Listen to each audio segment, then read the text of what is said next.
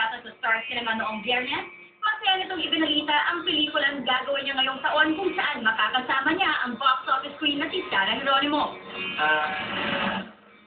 Sumakalawan pa dito sa Star Cinema. For anong movie? Ilang movie? Siya ngayon gusto ni gagawin, pagbalik ni Sarah, kami ni Ron, Tony, tapos yun po, Sarah.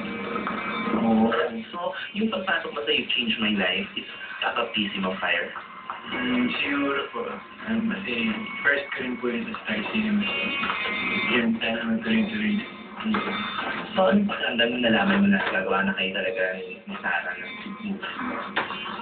Masaya, syempre. Syempre, excited na rin. Diba? So, yun, ganda talaga ako para sa movie. Dagdag pa ni Raver na masaya rin siya sa mas lumalalim na friendship nila ni Sarah. Bago umalis kasi si Sarah sa show niya abroad, na-interview siya. MU na daw kayo, mutual understanding. So, yan, sinabi niya. Then, basta, sa akin is, hindi kami mahirap magtugma. Kasi pares kami ng interest. Pares kami sumasya, kumakanta. Pares kami isibata, makulit, pamisin, di ba? So, hindi mahirap pag-join. Natuto ako dahil mas close kami ngayon dahil sa movie. Dati hindi ko siya nalalapitan pag-asa. At least yun, nalalapitan ko na, nakausap ko na. Eh, masaya ako sa ganun. Komportable ka na?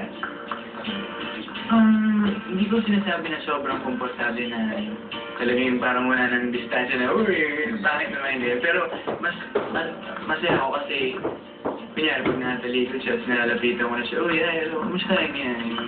Alam mo yun, may nabuong friendship. Sa part mo naman, hindi ka nagmamadali. Namanaligaw. Hindi naman. Sa lahat naman ng bagay, di ba? If you rush things, hindi naman maganda.